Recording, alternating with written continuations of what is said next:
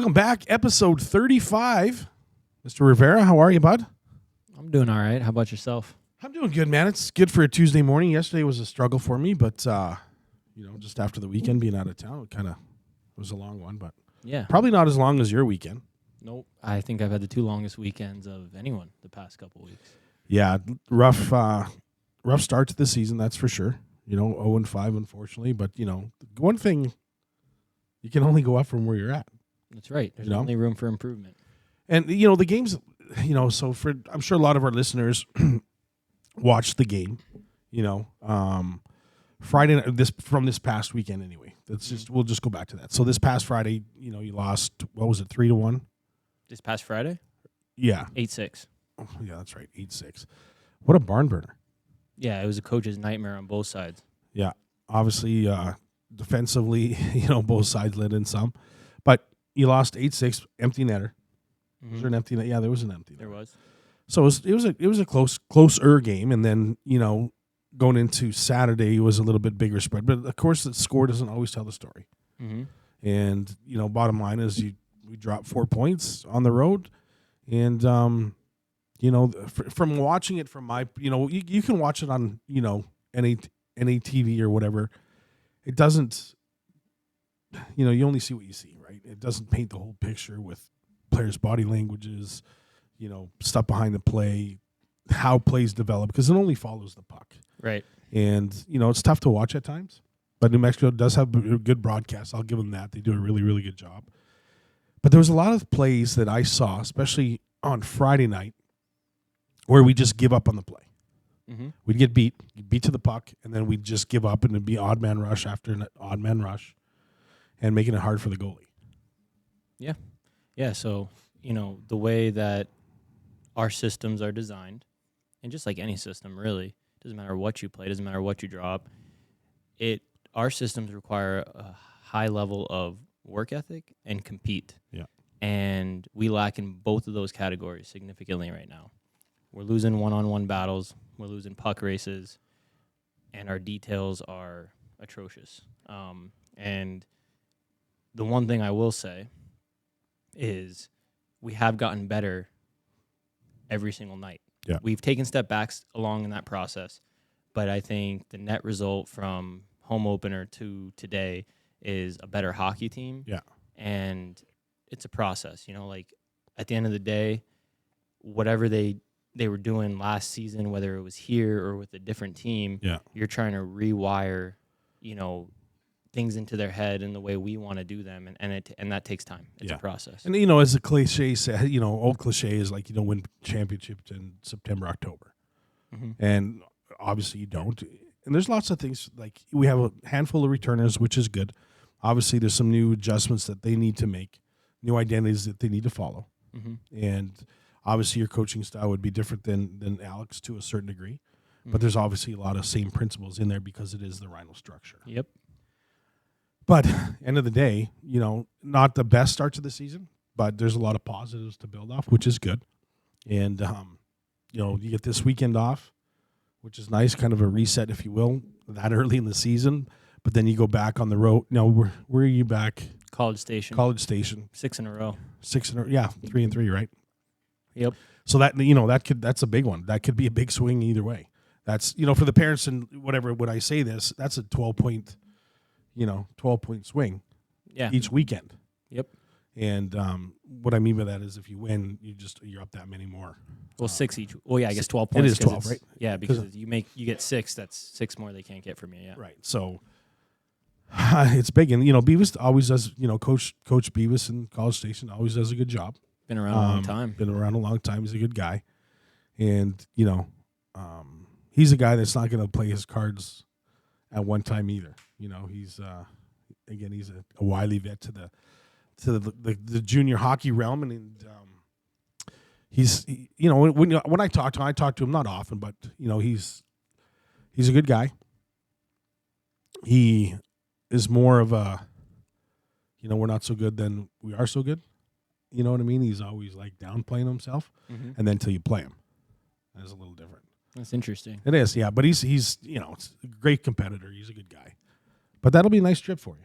No, yeah, we're looking forward to it. I mean, right now, like I mean, speaking for myself, I would imagine you would hope it's the same in the room, but I'm just chomping at the bit to get right back at it because, like, at the end of the day, like, the only way to get out of this is to keep going through it and play that next game and try to get that first one, done and get the monkey off your back and get moving forward. Yeah. And, one thing that I did notice, from the first weekend into the second weekend is stupid penalties. Man, do we take some stupid penalties. We sure do. Selfish penalties is what I call Right, yeah. There's such thing as a good penalty, and there are. And, there was a lot of stupid, selfish penalties that hurt us. The first weekend, I think game 1, I think we spent the entire second period in the box. Or was it for whatever? We spent a lot of time in the box. Yep. Game 1, and, got to work on the PK, which is actually really good. Considering. But, just as we get rolling, as you guys get rolling, it'll straighten out a little bit. It's early, some new young kids in there, and there's a lot of positives. So that's a plus. Yeah, and I think, it's really easy as a coach because, you're going through this and you want to hit the panic button. Like you want to, we got to shuffle things around, throw it in the blender, change everything up. But the reality is when you watch the tape, when you sit down and break down the film, we haven't played consistently enough to the systems in the way that we're asking them to do it to know that this way doesn't work. Right. And so you have to stick to it. You have to keep pushing it. And it's hard, but, someone once told me 95% of coaching is repeating yourself. So. Yeah, and those are good words, right? And that's the truth, though. Like these kids, like you probably run a dozen drills in a practice consistently. Mm-hmm. And it's no different than the youth. You just got to drill into these kids and, the concept of the things, obviously systems are different, but, just repetitive stuff and just, it's like training a horse. Yeah. And, like in a practice, you either accept it or correct it, right? Yeah. Like, so if someone's not doing it right, you got to stop it. You got to blow it dead. You got to correct what's going on. If not, then what you're saying as a coach is it's okay to do it that way. And then if they do that in a game, then that's on you. Yeah. You can't be mad about the outcome, right? That's on you for sure. Yeah. So it'll be, this weekend off. I know we got some fun stuff for the guys coming up this weekend. They're going to participate in some stuff at Speaking Rock's got going on, a big powwow over there, a big skate demonstration. It'll be a lot of fun. I know the guys are going over there. Spike's going to go over there. I'm going to make an appearance over there because it's a good time. It's a lot of fun. So the guys will be at Speaking Rock Saturday and Sunday for a brief period and just kind of make an appearance there. And I know they got something going on tonight too. Yeah, they're going to a haunted house tonight. They got things going on all week. There's a golf event on Friday. There's the Speaking Rock thing this weekend. I mean, they're staying busy and active in the community. Just because it's an off week doesn't mean it's not a week of being a Rhino, right? And that's one thing about junior hockey experience here is you're always doing something. Yeah. And every day. I think that's a good thing for these kids because, back when I played junior, we made players appearance here and there, but it was nothing like this. And there was a lot of free time. Too much free time. Yeah, especially on off weekends. It's a good thing that you guys are staying busy. So Herm used to hate off weekends. Oh yeah, man. Hate them. Well, why, Mike? Oh, he was just worried that the guys had too much time on their hands to entertain themselves, and when the guys are responsible for entertaining themselves, they might step over the line a little bit, and so I understand where he's coming from. Oh man, like. I got to tell a story. So when I was playing in Humboldt, and it's a town of like 5,000 people, and you're rock stars, right? And everybody knows who you are. And back in my day, believe it or not, I used to get in a little bit of trouble. Come on. So they had this water fountain in like the middle of town, and the fun thing to do was drop in gallons and gallons of soap. Right? So we dropped, I don't know how much was in there, but it took like 3 hours, and the suds would come. And it covered the entire park, and it covered like half the roads, like it was bad. To the fact that it made the newspaper. You know what I mean? And, of course, nobody ever lived up to it, but it was just like, man, we shouldn't probably do that again. No. We didn't really realize it would do that, but it caused some damage. And, the local RCMP, it wasn't City Cop, it was like the RCMP was out there. And, I'd get pulled over all the time by this one particular officer. That's all I'm going to say.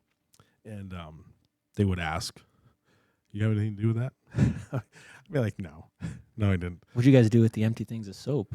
Well, we'd just dump and take them. You know what I mean? We wouldn't leave them there. So you had him. Did you have him in the car when he pulled you over? No, this would be after the fact. Oh, okay. Because literally, it took like 3 hours for this stuff to brew. Oh, okay. And just over time, and once it started, you can't stop it. Right? No, it just keeps going. It's like a dishwasher. Yeah, and we'd have Roman candle fights. You know what I mean? And like in cars. So in car, like car versus car. We'd be driving around and light them up, and do you know what a Roman candle is? Oh yeah. Yeah. Just but off weekends, man, guys get creative. They do. You got to keep your. I think today's a different day and age. Guys are a little bit different. There's a little bit more video games with their free time. I think today's kids stay out of trouble a little bit more. At least that's what I'd like to think. And I'm grateful for that. That I don't have to have the same fears that Herm used to have when we were off for the weekend. Like I billeted a few guys back in the day, and as you know, did you? I didn't know that. Actually. You didn't know that? I didn't know you billeted. So I can't remember what year. It was early. Herm's like, man, can you bill it? I'm like, no, dude, I don't want to bill it. He's like, come on, man, help us out. I'm like, okay, but I want 2 studs. Fair enough. He's like, fair enough. So I want 2 guys that are going to be here. I don't want whatever. So I had Grady Little and Gendress.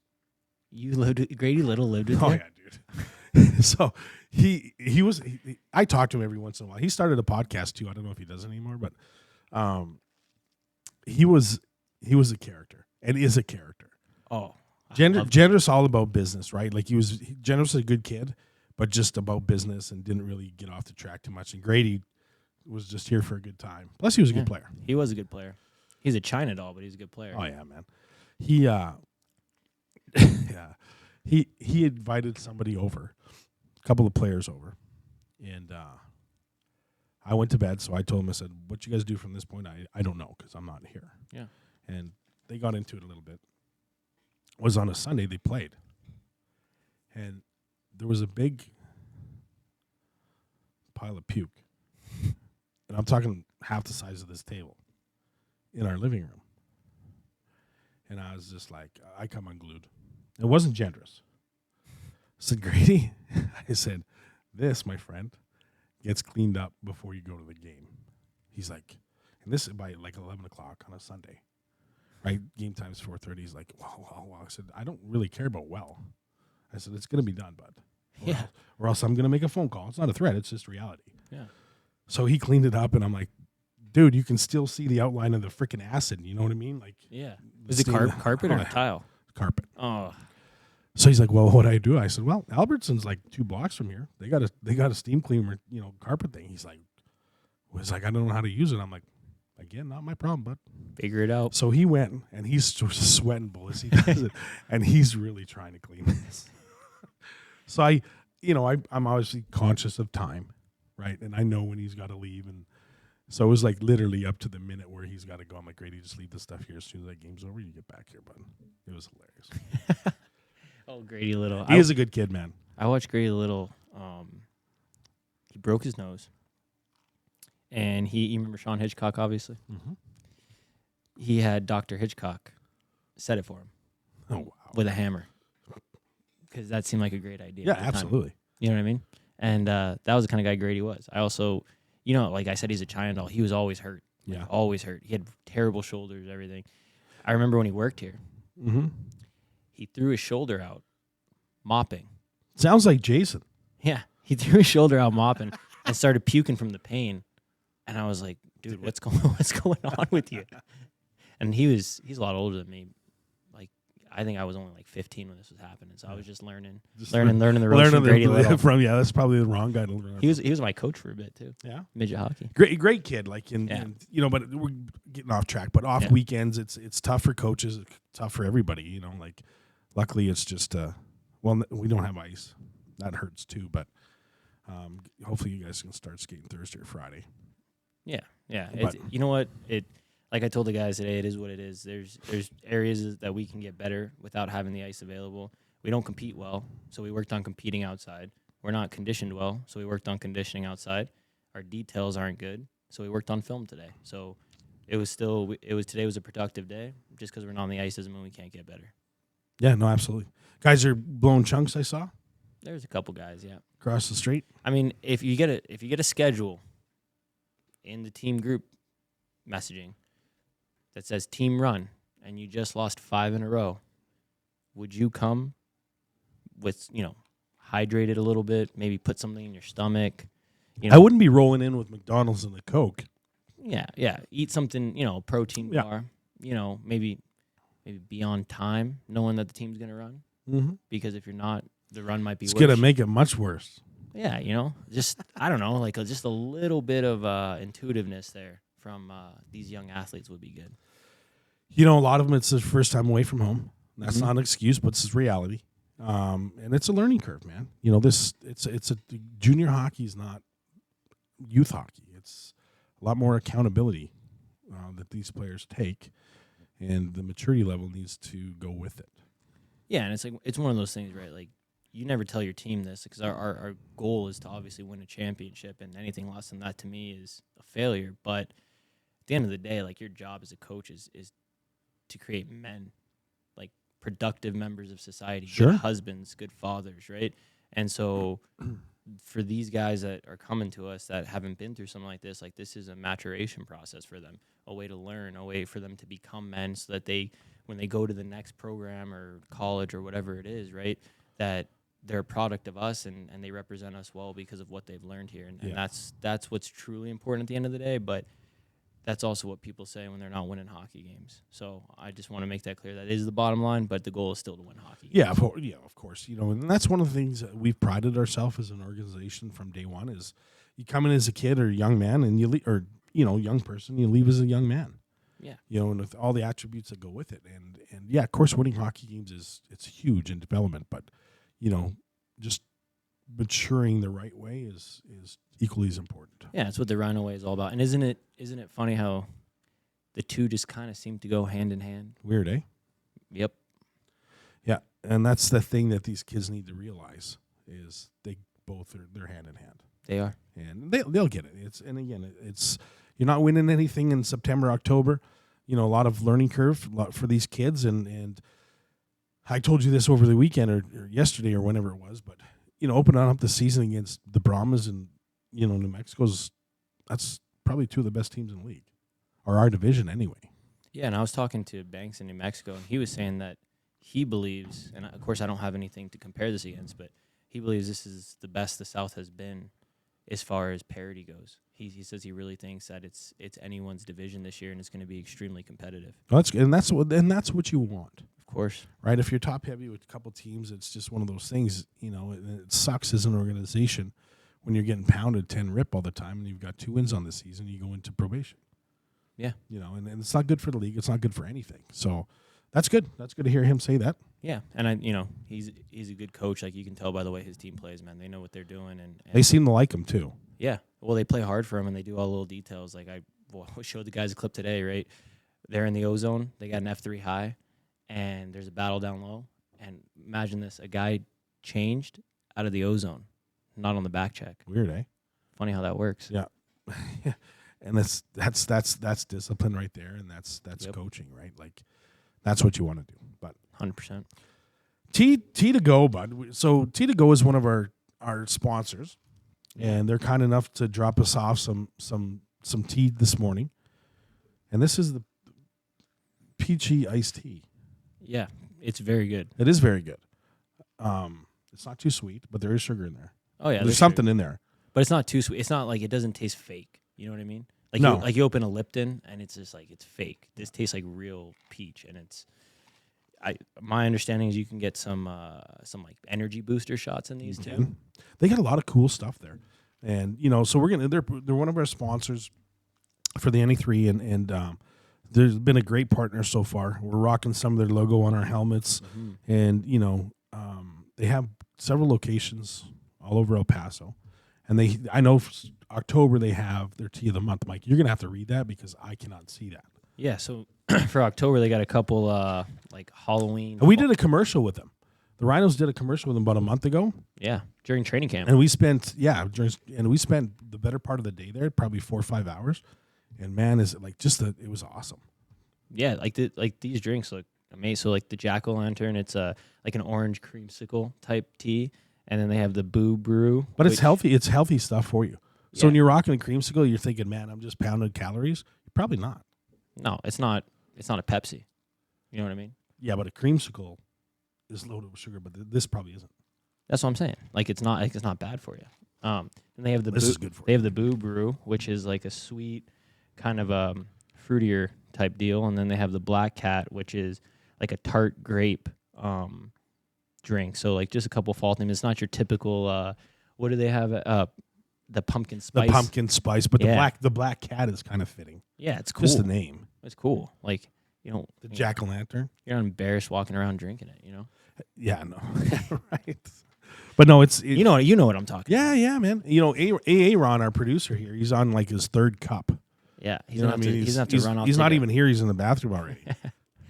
And then also when you go get a drink, like if you go get a gallon of tea there, they got ice. They sell, and it's supposedly like the cleanest water. Yeah, they have. Yeah, so they sell ice.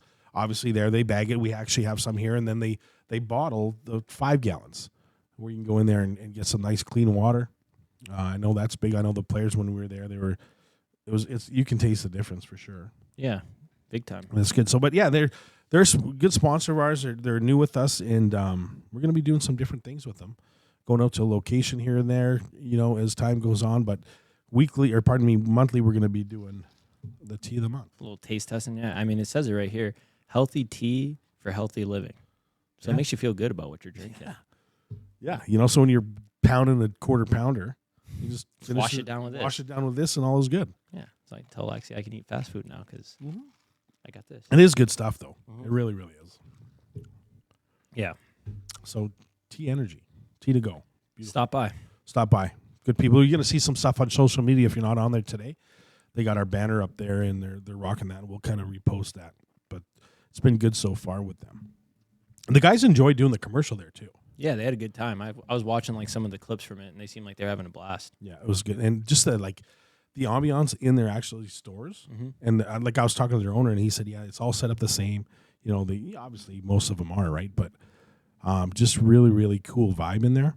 And, they got young people in there serving kind of like a Starbucks kind of thing, but cooler. So is it like a place to hang out to and like do homework and things like that? I don't know. Like the location we were in didn't have the seating capacity. They had some seating in there, but I would imagine that would be something that they're going to do if they're not doing it already. Yeah, because I know they do like hot teas and things like that. Yeah, it's just not this stuff. Yeah. They do a lot of stuff there. Exactly. And if they have those energy boosters, I mean, you need a little pick-me-up of caffeine. There you go. It's way better Sunday morning after a hard UTEP football loss.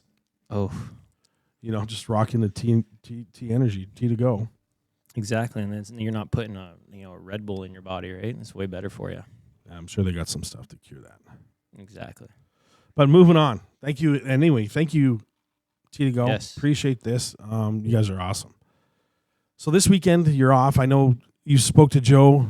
Joe's on his, probably 13th day on the road. He's got, this week, and then he rolls into Colorado on Friday, Saturday, and he'll be back Sunday. Then they're here for a bit. Then they take off again. And then they're back, and they get a weekend off, which is obviously going to be needed.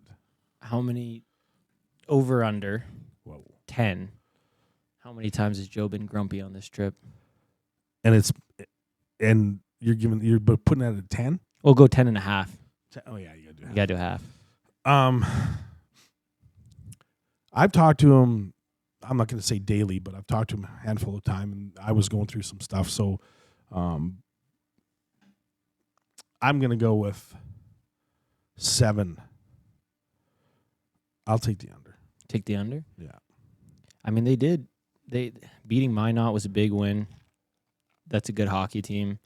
I know, like, obviously he doesn't love the outcome of some of the others, but and the ice is good too. Just saying. Super clean water. But no, I think for him to be grumpy, it's more about like just the little things on the road, right?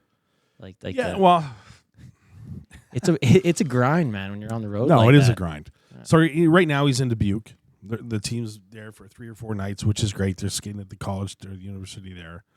They're getting treated pretty good there, and it's small enough where players can kind of do their own thing. That's so nice. I talked to him last night, and he's Monday night, and he's